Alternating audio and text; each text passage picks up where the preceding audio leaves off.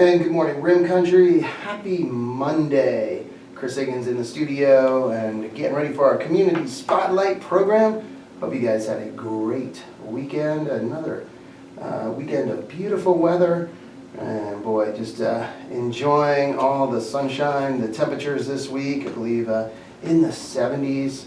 It is perfect. I think the perfect temperature and also the best years for music. Just my opinion though. Hey, so this morning on our Community Spotlight program, we're going to be talking about upcoming blood drive and also learning more about Vitalant. Have Mark Waypa Correct. in the studio to talk about Vitalant and donating blood, the need for blood, how your blood is used, what it's like to give blood, and so on. So a lot of questions getting answered today and information being put out about blood drives, and also just information about the next upcoming blood drive that's occurring here in Rim Country, and that is on Monday. So next Monday, April 21st from 10 a.m. to 6 p.m. at the Mount Cross Lutheran Church, and that is the log cabin right there on the campus of Mount Cross Lutheran Church, 601 East Highway 260. So Mark, thank you so much for coming up this morning to be on the program. You're welcome. It's great to be here. Enjoyed coming to speak with you a few months ago, and I'm really happy to be here again to spend some time with you. Hey, well, thank you. We appreciate it. So I guess for those that are listening and watching on our KRIM radio live stream, for those that aren't familiar maybe with Vitalant, maybe they've recently moved to the area, to Arizona, but they haven't heard of Vitalant. Can you tell us a little bit about the organization? Sure, I'd be happy to. Vitalant is a great organization. We are currently Arizona's largest nonprofit community blood provider, and we fill the needs of 62 Arizona hospitals at the current time. Oh, wow. We are really working hard to make sure that our hospitals and our doctors and our patients have the blood and blood products that they need when they need it. We currently serve 100% of the hospitals and critical care centers in Maricopa County, but up here in Payson, in Rim Country, and in the White Mountain region, we also cover a large number of the hospitals up here as well. We are the designated blood provider for Payson, Banner Payson Region Medical Center as well. Oh, wow. So, yeah, goodness, quite a few hospitals in Arizona. There are, and hopefully that number is going to increase. But again, one thing that we're really proud of is that the blood that we do collect from very generous volunteer blood donors in Arizona, by and large, stays in Arizona. We try to fill all of the needs of our hospitals in Arizona. And then when needed, we do and we can share some of our blood supply with other areas that need it in times of emergency or crisis or other critical needs. So you mentioned needs. What does Arizona's blood need look like? Coming in, working with Vitalant, one statistic that I learned early on that really still does give me some pause every once in a while. Every single day in Arizona, we need to collect 600 units of blood just to meet the daily need of our hospitals in Arizona. So if you think about it, every single day, every single month through the whole year, we need to collect at least 600 units just to meet the need for emergencies, planned surgeries, other patients that may be in need of blood or blood products. So, we focus on, obviously, Rim Country when we're talking to you or others from Vitalant, and the drives here in Payson, Pine Strawberry, down in Tonto Basin. You have blood drives at the schools, at senior centers, mobile blood drives here at the Sawmill Theater. So there's a lot of blood drives that occur here in the Rim Country. But, what you made me think, statewide, if you have all of that going on here in Rim Country, that means you have a ton of blood drives. Blood drives happening every day. We do. I don't have the exact number of how many blood drives we do, but I do know that we have well over 1,700 organizations across Arizona that are regularly sponsoring blood drives with us. And those include businesses, schools, churches, government offices, fire departments, police departments, cities, you name it. We've got just great, generous organizations all over the state of Arizona that are helping us with this effort and making sure that we have that critical blood supply. You know, as you mentioned, we have so many groups in Payson alone that help us out, and you mentioned a number of them. Payson High School, Banner High Country Seniors. Let's not forget our host of our drive next week that we're so thankful for, the Mount Cross Lutheran Church. Culvers of Payson is a big blood drive sponsor for us. There's some other smaller clinics around town that help us from time to time. So we're just so thrilled and happy to be here and continue to get that message out there to folks about how critical it is that we maintain a safe blood supply that's available for all of us when we might need it, or for our doctors when they might need to prescribe it for us in case of emergencies or other surgeries that might be planned. So, in the case of Payson, approximately like our Banner Payson Medical Center, how much blood do they use? The last number that I saw, Chris, was 325 is about the number that's used at Banner Payson every year. So, you know, and those transfusions could be single units, could be multiple units, you know, it just depends on what the need may be at the time. But it's, you know, well over 300 units per year that are used just at this single hospital alone. Wow. Wow, so yeah, it's great, the level of participation. I know you've mentioned that, and we've talked about it before, all of the different blood drives that occur here in KRIM country.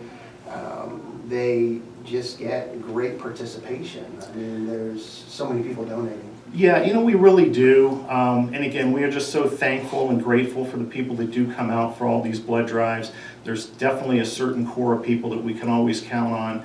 But one, you know, really interesting thing that I'd like to share with people,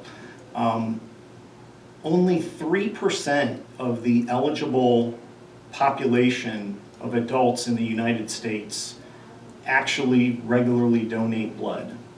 Number is a little bit higher in Arizona. We may be closer to 5% of people in Arizona that do that.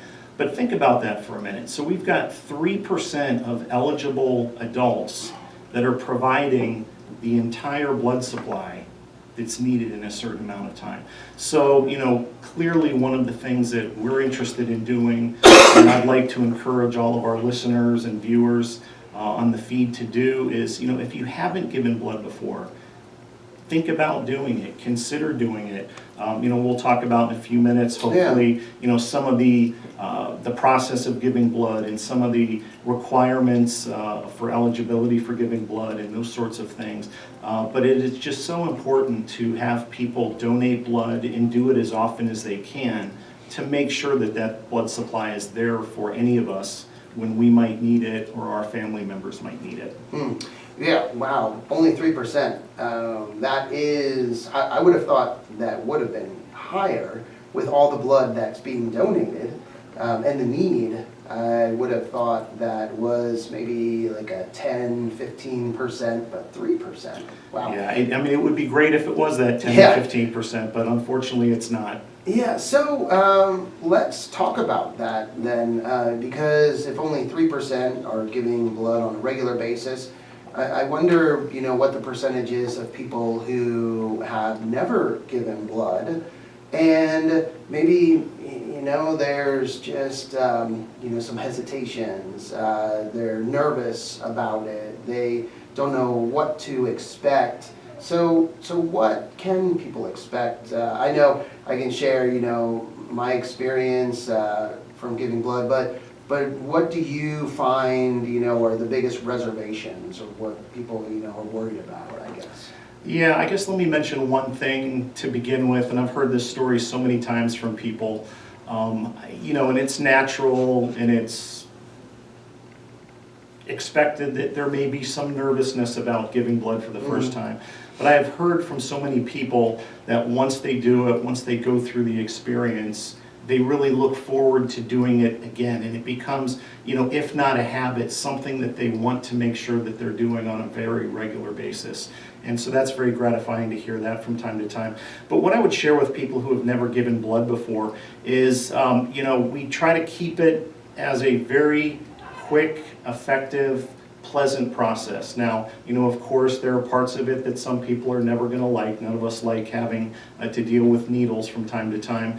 But it's a very quick, safe, effective process. We've got great teams out there. Our donor care team gets great training. They have continuing education from time to time.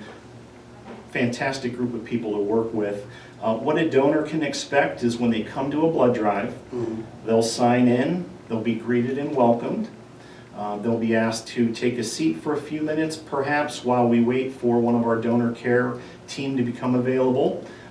They will go with one of our donor care team folks and do a little bit of a questionnaire and a health history. And one of the things that we're proud to do as part of this process is everybody who donates gets a little bit of a free mini physical. So we're going to check your pulse, your heart rate, your blood pressure, your temperature, make sure you're feeling well that day. Part of the blood donation process is we'll check your iron levels to make sure that it's okay for you to give blood that day. And one of the things that comes out of the blood donation later is a free cholesterol check. So you'll have the ability to be able to see your point in time, what your cholesterol was on the day that you were giving blood. Once the individual blood donor is finished with that interview process, they are then taken to one of our beds for the blood donation process. The donation itself for most people takes somewhere between 10 and 12 minutes. Once the blood donation is completed, we will help you over to our refreshment and snack area where we invite you to stay with us for about 10 or 15 minutes. Have some fluids, have some salty snacks, replenish the blood supply and the salt levels that you lost through that one donation, and get you back on your way. And there are no restrictions after you donate blood for the day, other than we just want you to take it easy, not lift any heavy objects, be a little bit careful for the rest of the day, but most people leave and have no problem after the donation. So whole process takes about an hour, and we appreciate everybody that comes in to donate. I think one of the biggest takeaways that I had was you want to make sure you're hydrated. Just make sure you're hydrated because not only is that just better for you, for everyone, but also your blood moves quicker. It's thinner, and the donation process will probably take less time. That's exactly right, Chris. We encourage all donors prior to donation, have a good meal before you come in. Drink lots of fluids. Water is best, but sports drinks, are also a good use of hydration as well. Being where we are, where we live, especially in Arizona, I always encourage people the day before you're going to donate, drink a couple of extra cups of water, really make sure that you're in good shape for that donation. But of course, when you do show up to the drive, we do have snacks, water available as well. So if you need that extra little bit of hydration prior to your donation, we'll take care of you there as well. There you go. So if you're just tuning in or just started watching on our live stream, talking with Mark Waypa, and he's with Vitalant, talking about blood drives and our upcoming blood drive, and that is next Monday, April 21st, and that's at the Mount Cross Lutheran Church, the Log Cabin. The address is 601 East Highway 260, and the blood drive takes place from 10 a.m. to 6 p.m. And last time I neglected to tell people how they can sign up, because that's the best way, and that's what you want, is people to sign up so you have a time slot. You can be expected, get in there, get screened, and donating blood, right away to where, it doesn't take any more than an hour. You can walk in, but again, it's preferred if you make an appointment. That's absolutely right, Chris. We certainly gratefully accept walk-ins as they come in, but just as a matter of course, we do give folks with appointments priority, and we want to make sure that we're respectful of the time that people have, and keep to those appointments as best we can. We do have a number of appointments still remaining for next week's drive. I think when I checked earlier today, we have 70 appointments still available, so I definitely encourage anyone interested and available and eligible to donate to please consider doing so and making an appointment. Easiest way to make an appointment is to go to our Vitalant website at vitalant.org. Or you can also use our Vitalant app. We have an app available on both the Apple Store and the Android Store. And you can also call us at 877-25-VITAL. And the folks on the phone there will be more than happy to help you register for the blood drive. But when you go on to the website or use the app, you can just type in your zip code, your location, look for the Payson blood drives, and you will find the Mount Cross blood drive, the Payson Community blood drive listed for next Monday. There we go, and I just set up an appointment because I had not done that yet. So let me see, just have to enter my email one more time, and it's very easy to schedule an appointment online. You can pick the time you want, and yeah, you guys make it very, very easy. So there we go, set up for Monday at 11 a.m. Nice. And again, the whole process, Vitalant has really streamlined that process. Every time that I've given blood, the staff, nurses, phlebotomists, Yep. just do a wonderful job explaining everything, talking you through the process, making it just very, very comfortable.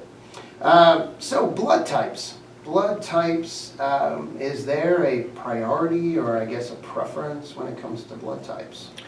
Not really a preference. The key message I want to get across is all blood types are equally important and equally needed.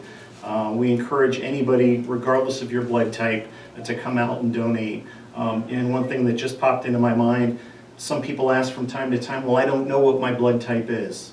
That is absolutely fine. Part of what will happen during the process of donating blood is your blood will be tested, it will be typed, and you will have the ability to get that information very quickly within a few days after your donation about what your blood type is so that you can know that going forward.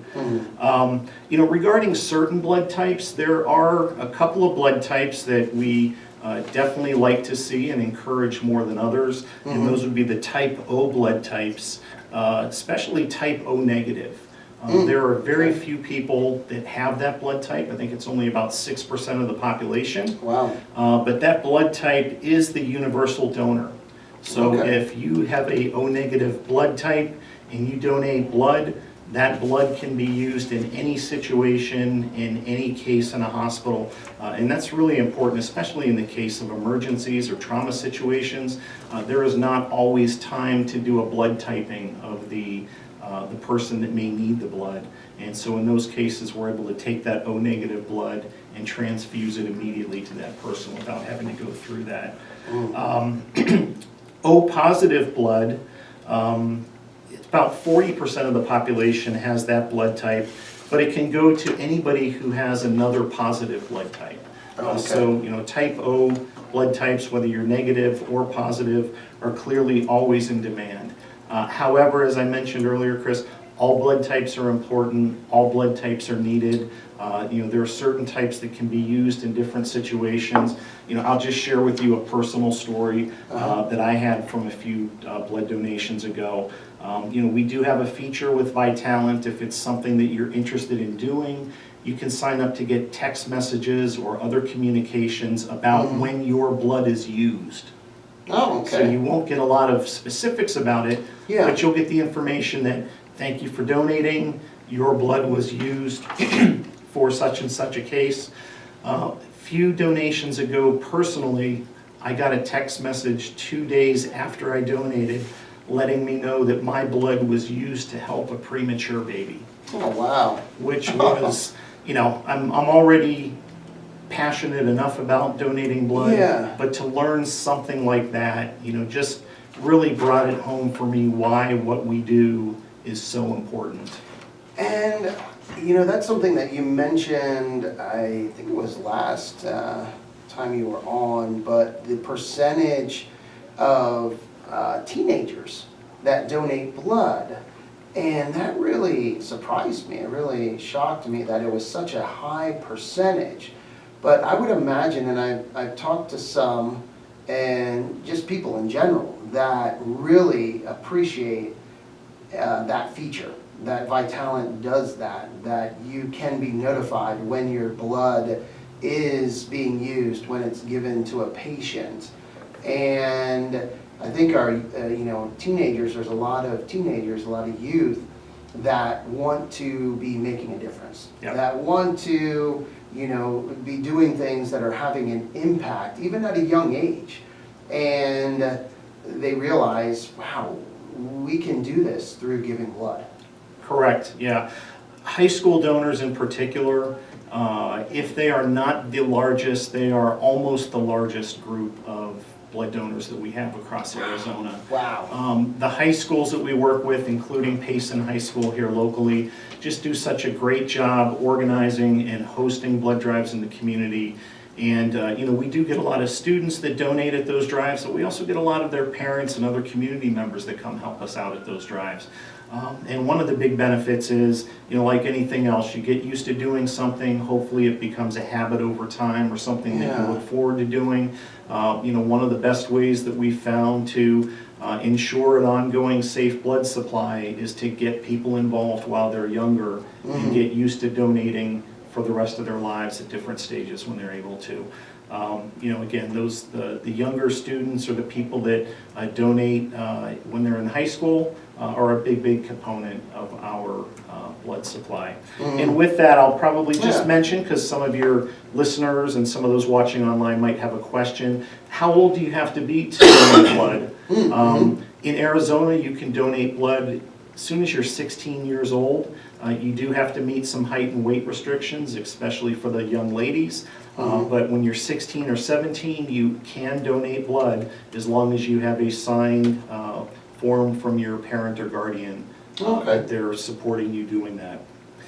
There is no top age for giving blood, by the way. We do have some donors that are well up into their 90s that still regularly donate. Wow. Yep. That's great. So, you mentioned qualifications for giving blood.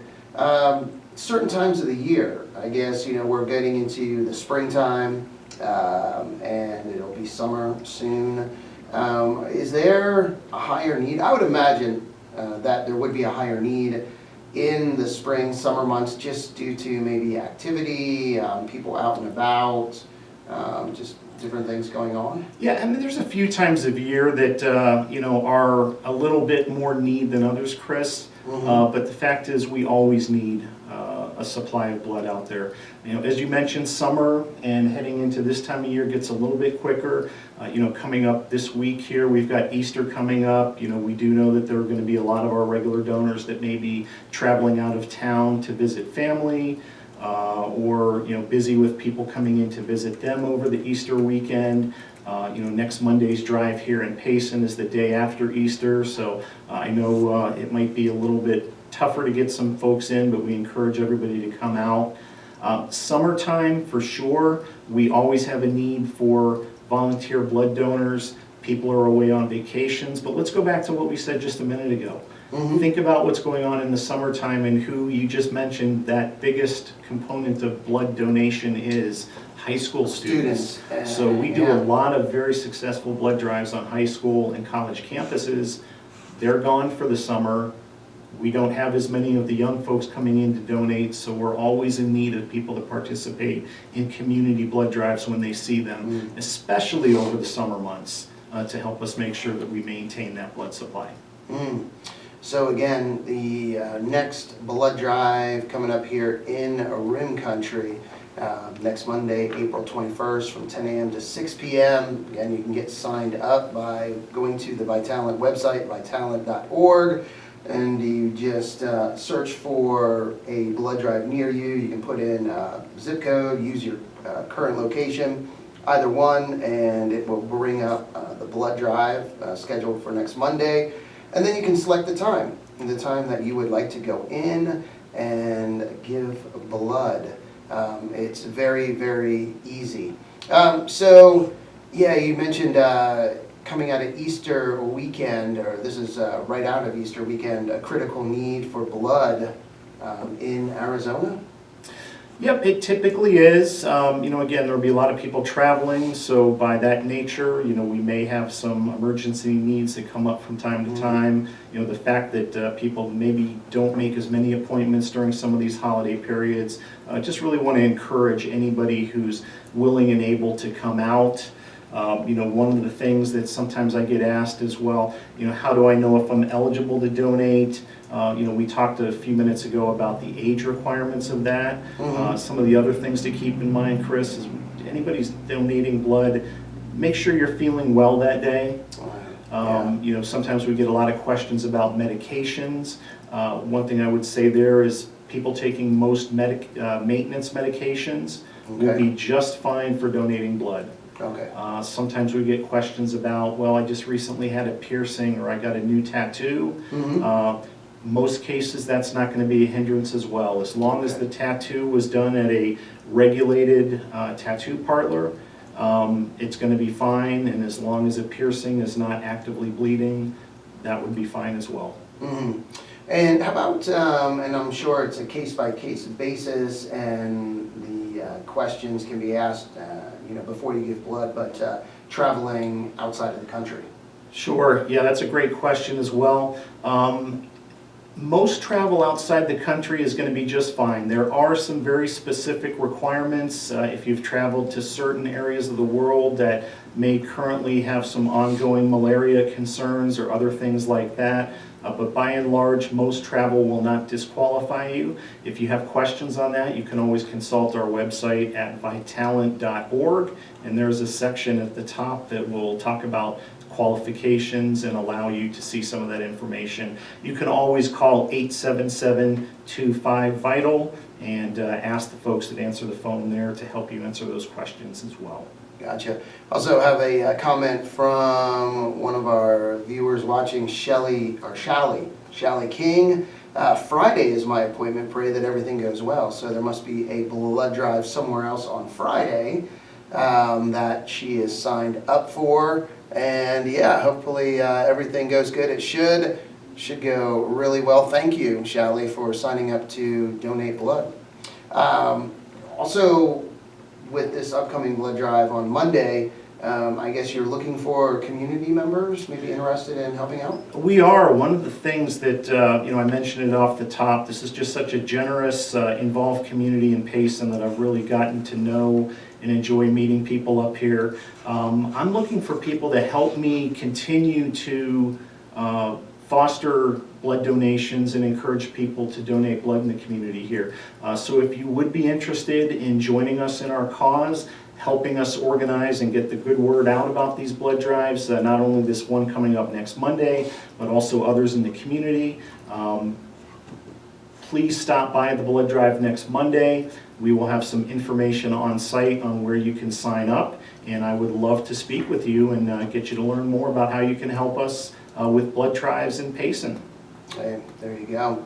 Well, it's that time. It's 10:30, and thank you so much for, again, coming up, Mark, coming on our Community Spotlight program and just sharing all this information about Vitalant and the upcoming blood drive, and I'm sure other blood drives are scheduled, so we'll be getting them out there and help get the word out.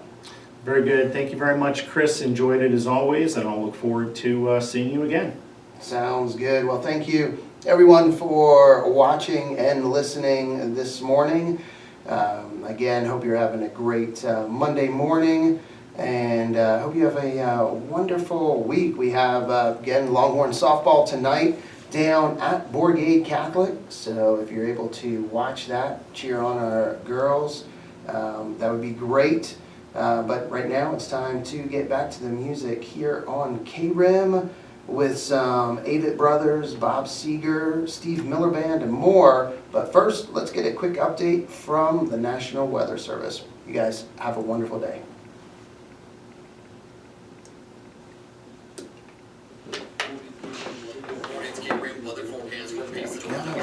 See you guys.